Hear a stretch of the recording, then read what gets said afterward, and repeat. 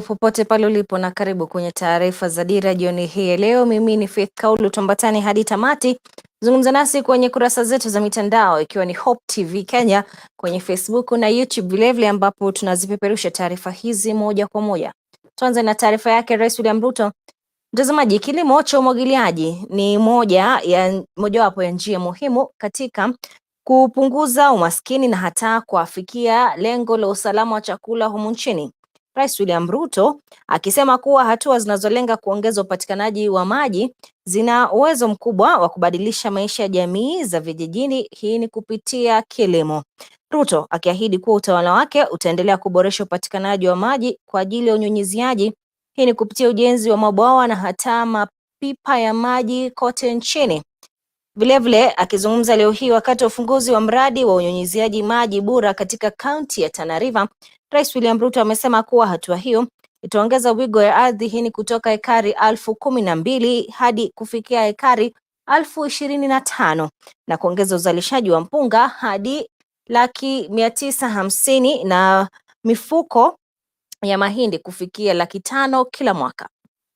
I urge all Kenyans to respect and honor those amongst us who perform their part in supporting national development by voluntarily paying their taxes and encourage those who have not to register and obtain KRA personal identification numbers and join the ranks of our patriotic mashujaa who keep the wheels of our development in motion by paying their part of taxes.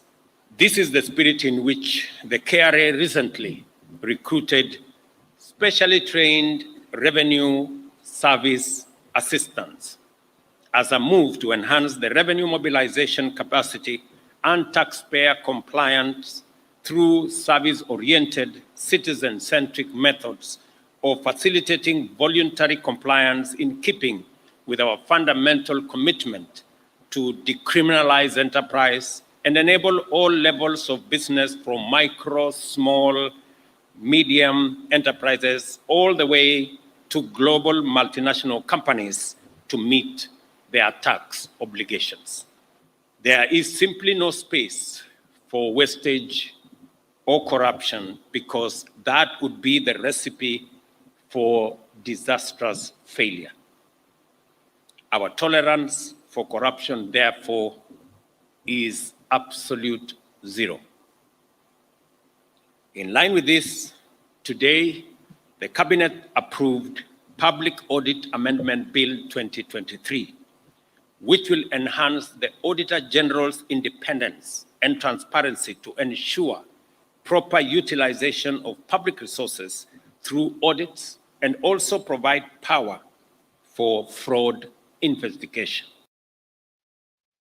Kunradhi mtazamaji kwa taarifa hiyo, ilikuwa hiyo ya siku ya jana tu. Tutakuwa tunatafuta picha za leo kisha tutakuchezea kuhusu Rais William Ruto akizungumza kule Taita Taveta alikokwenda kufungua mradi wa unyunyiziaji maji huko Bura. Lakini sasa hivi tusonge mbele, tuangazie taarifa yake Kalonzo Musyoka. Kinara wa chama cha Wiper sasa anaitaka serikali kuwajibika vilivyo na kujibu madai yaliyoibuliwa na mdhibiti wa bajeti Margaret Nyakango alipofika mbele ya kamati ya maridhiano na kuweka wazi kuwa baadhi ya idadi ya mishahara iliyonakiliwa kwenye hazina ya kitaifa ni maradufu malipo yanayotolewa. Akizungumza leo hii aliposhiriki na waumini katika kanisa la Umoja 2 SDA, Kalonzo amekashifu serikali na kudai kuwa wanatumia mbinu hiyo kufuja fedha za umma. To all the awardees, let's give a round of. I also want to assure the taxpayers present here and the rest of the country and the people of Kenya that there has been a debate about visits by the president out of the country, where some critics, for being ignorant and not having proper facts, thinks and advances an argument that funds are not being used prudently. I want to assure the taxpayers and the people of Kenya that every journey that has been planned for the president outside the country is carefully planned and has an economic gain to the people of Kenya. And the president travels because there is a gap. we are not able to meet our development and recurrent expenditure from what we collect from the taxpayers.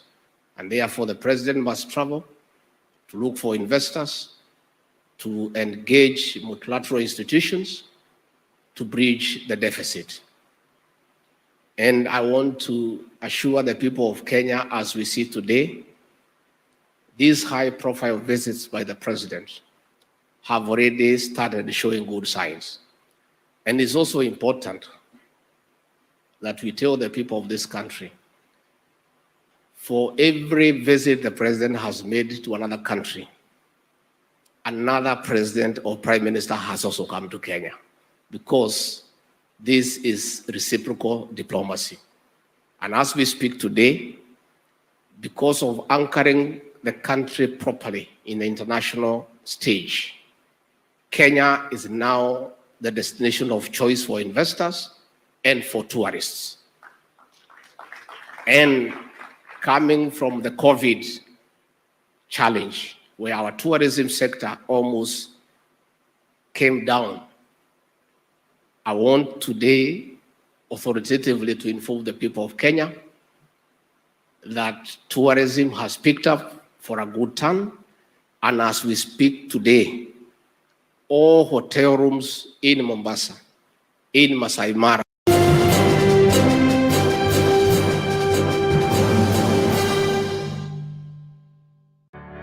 Yesu ndiye njia. Mtoto gani katika hii ulimwengu ameitwa Mungu mkuu? Nasema akasema udhu billahi. Hata leo usisema udhu billahi, tafadhali usikize. Yesu ndiye njia. Uchambuzi wa masuala tata katika Biblia na vitabu vingine vya kidini. We don't believe that Christ was crucified. Christ was taken right to heaven by 4 angels, 4 archangels. Kama Muhammad ndiye alikuwa wa kwanza kuleta dini ya Kiislamu, na alikuja after Jesus, sasa inawezekanaje Ibrahimu awe Muislamu, Musa awe Muislamu? Yesu ndiye njia. Jadala wa moja kwa moja kati ya walimu wa Kikristo na dini zingine. Wanasema Mwenyezi Mungu ana mtoto. Jambo hilo wanasema mmeleta jambo ambalo linachukiza. Siri ya Mungu ambaye Mungu amejidhihirisha katika mili, hii yote ni ukafiri. Mmefanya makosa makubwa sana kusema kwamba Isa ibn Maryam ni Mungu wa pili na Allah ambaye ameumba mbingu na ardhi mkasema ni Mungu wa tatu. Yesu ndiye njia. Jumamosi kuanzia saa 1:30 jioni kwenye runinga uipendayo ya Hope TV. So this parent calls me, sits after service and says, "Young man, you do not know what you've done," because it tells me that my son comes and tells me that, "Dad, I have also been struggling with ABCD." His was a mix of alcohol and pornography. And just hearing Justo on Route 104, I feel a young person like me give his testimony on how God has moved in his life. And I requested to meet the young man, and we met over coffee, became good friends. And I told him as well, listen, by me sharing does not mean, because the devil puts banana peels all over. Scripture tells us that, no weapon fashioned against you shall prosper. It doesn't say that weapons will not be fashioned. No, it says no weapon. It means weapons will be fashioned. And he will put traps all over. Right from your phone. You open Instagram, you see an email.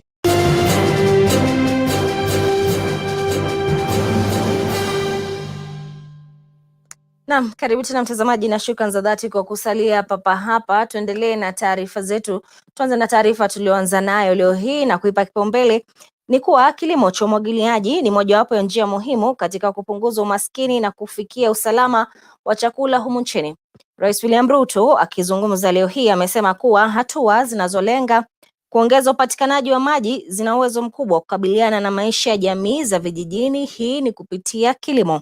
Ruto akiahidi kuwa utawala wake utaendelea kuboresha upatikanaji wa maji kwa ajili ya unyunyiziaji, hii ni kupitia ujenzi wa mabwawa na hata mapipa ya maji kote nchini. Vilevile amesema kuwa ufunguzi wa mradi wa unyunyiziaji maji Bura katika kaunti ya Tana River basi utaongeza wigo wa ardhi, hii ni kutoka ekari 12,000 hadi kufikia ekari 25,000, vilevile kuongeza uzalishaji wa mpunga hadi kufikia 950 na uzalishaji wa mahindi kufikia mifuko 500,000 kila mwaka. Tumekuwa na maji ya kutosha ekari 5,000 kupitia kwa hii intake sasa ambayo ni ya gravity. Tutaongeza kutoka 5,000 mpaka 12,500. Alafu baadaye tukimaliza, nimeambiwa ya kwamba bado inahitaji milioni 450, na hiyo pesa nitaenda kutafuta ndio tuhakikishe ya kwamba hii 26 kilometers tunaishughulikia, na baadaye ile imebaki ya mwisho pia tukuje tuipangie vizuri, kwa sababu this time round hapa kwenu Bura tunataka hizi ekari 25,000 kabla ya 2027 tuwe tunalima mpunga na tunazalisha chakula, ndio mupate chakula na mtusaidie kulisha Wakenya wengine.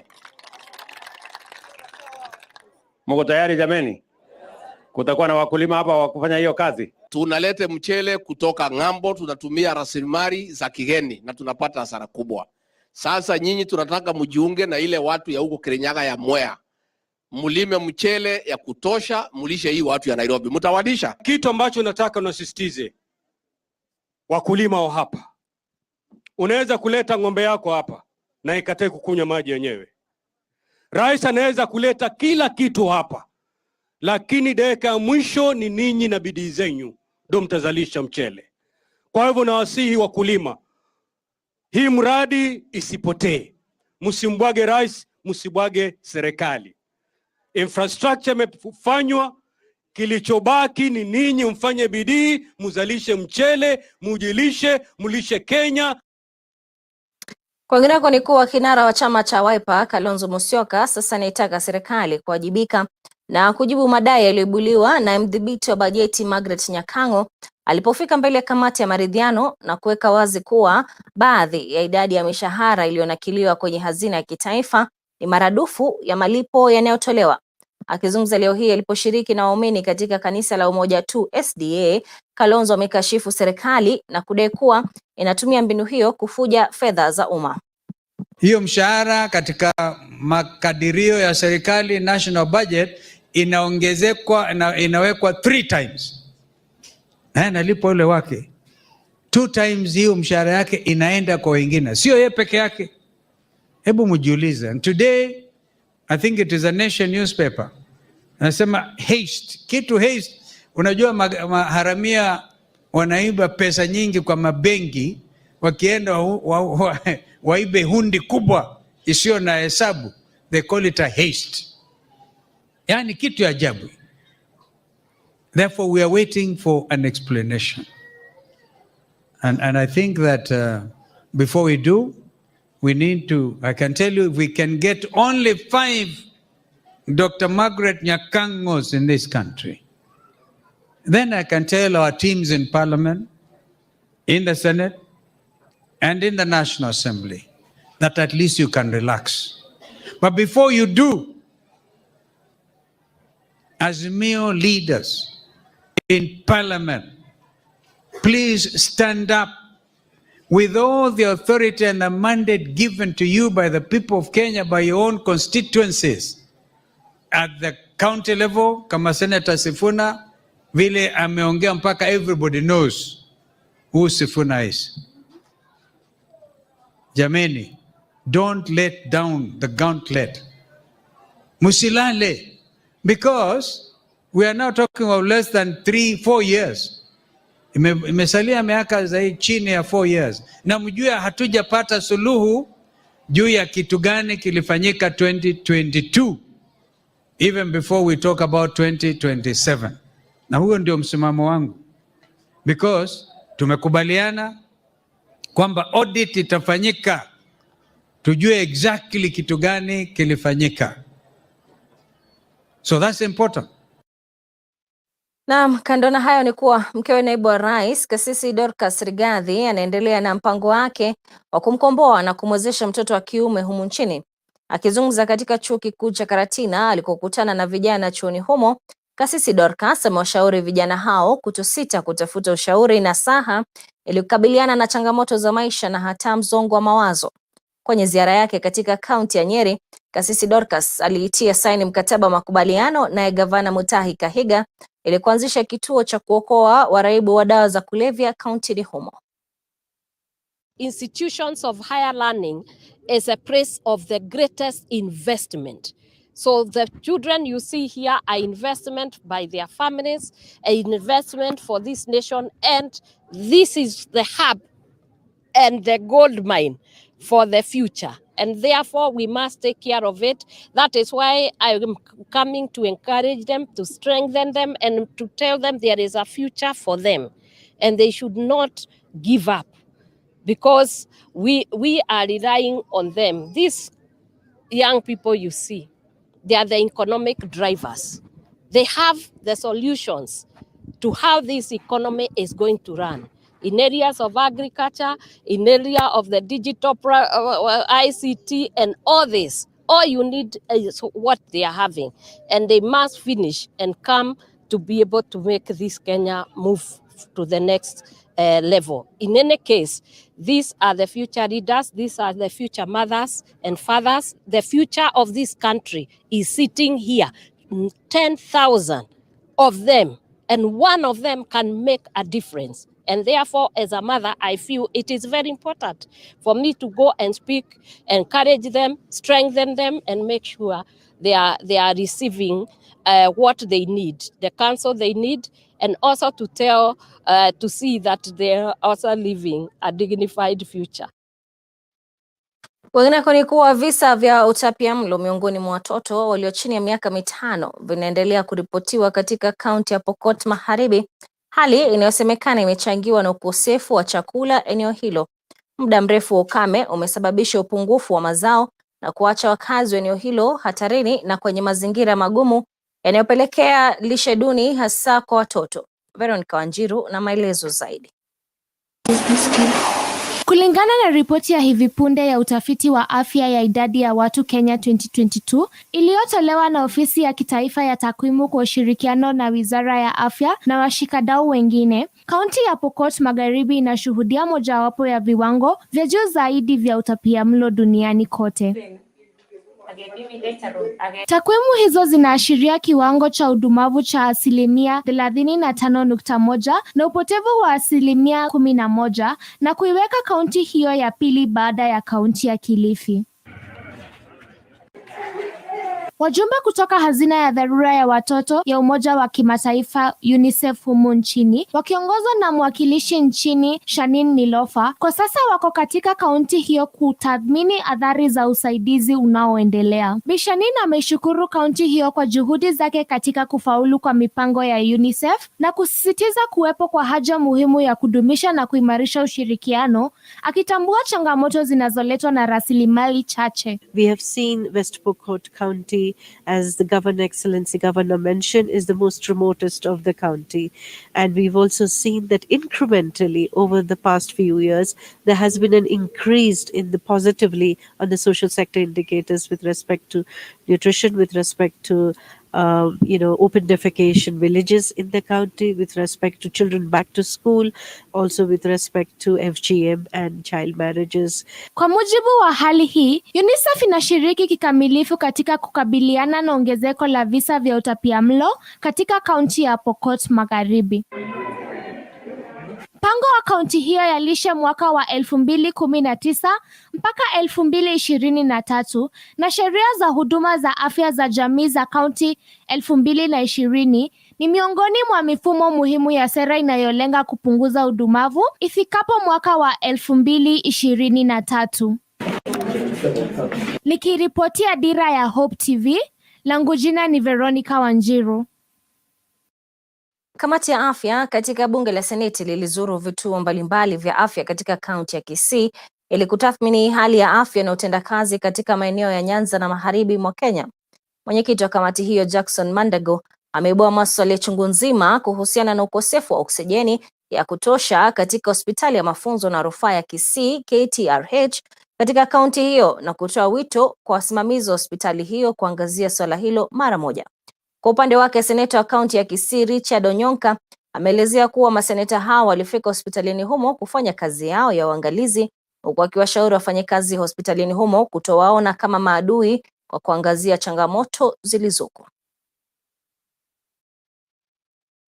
Kuna structures ambayo mashule zetu zinakosa kama vile bweni. Ukipata shule ya kutwa, wanafunzi wengi wanapotelea katika masendas kwa sababu hakuna wale ambao wangemsaidia aende shule, kwa sababu yeye anajitegemea kwa mambo ya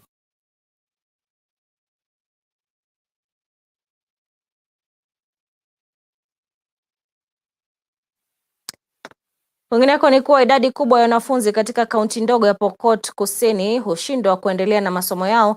Hii ni kutokana na ukosefu wa karo unaosababishwa na umaskini eneo hilo. Haya ni kwa mujibu wa washikadau wa elimu pamoja na wazazi waliotoa wito kwa serikali kuingilia kati swala hili. Wakizungumza katika shule ya upili ya St. Stephen's Chepkoko wakati wa uzinduzi wa bweni la kisasa litakalowasaidia wanafunzi eneo hilo shuleni, washikadau hao wametoa wito kwa wazazi kukumbatia elimu, kwani elimu ya wanao ni ya muhimu. Ujenzi wa bweni hilo uliogharimu zaidi ya shilingi milioni 9 unapania kuwahudumia zaidi ya wanafunzi 200 wa kutwa, huku mtihani wa kitaifa wa KCSE ukitarajiwa kuanza wiki ijayo. Kuna structures ambayo mashule zetu zinakosa kama vile bweni. Ukipata shule ya kutwa, wanafunzi wengi wanapotelea katika masendas kwa sababu hakuna wale ambao wangemsaidia aende shule, kwa sababu yeye anajitegemea kwa mambo ya chakula na kadhalika. Inawezekana tuwe na shule ya kulala kwa wingi ambapo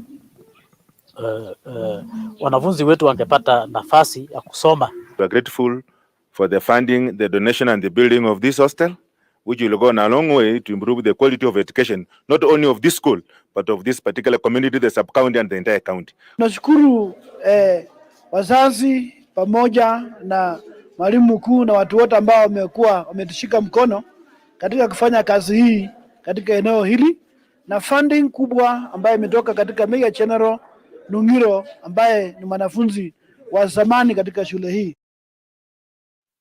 Na rais wa zamani wa Nigeria Goodluck Jonathan amempongeza Rais William Ruto kwa kupigania mabadiliko ya hali ya hewa barani Afrika. Akizungumza kwenye kongamano la Afrika kuhusu teknolojia ya kilimo, Jonathan pia ametoa wito kwa wekezaji zaidi, hasa wale wanaofanya kazi barani Afrika na wale waliojitolea katika uvumbuzi wa kilimo na uhamasishaji wa teknolojia kushirikiana katika kuhamisha teknolojia ya kilimo. Convened by the government of Kenya and the African Agricultural Technology Foundation, with support from partners, the first African Conference on Agricultural Technologies was held in Nairobi, Kenya, from October 30th to 3rd November 2023 at the Safari Park Hotel. Themed Agricultural Resilience Through Innovation, the ACAT provided a platform for high-level conversations on how to reposition the development and scaling up of agricultural technologies and innovations to drive economic growth and development in Africa. We must seize this moment, harness our resources, and channel our investments wisely to drive the innovation necessary for a prosperous agricultural sector in Africa. Let us foster an environment where the entrepreneurial spirit in agriculture can thrive. We can do in 1 year now what used to take us 10 years before. We can do, it's just incredible. The science is moving so forward so fast. One of the concerns of some people is that biotechnology sometimes takes a gene from a different crop or a different species and puts it into a crop to improve it. And now we have new tools available that help us work directly with the genes that are already in that plant, and we don't have to introduce new genes. Ndio mwisho wa taarifa za Dira, mtazamaji. Mimi ni Faith Kaulu, kwaheri.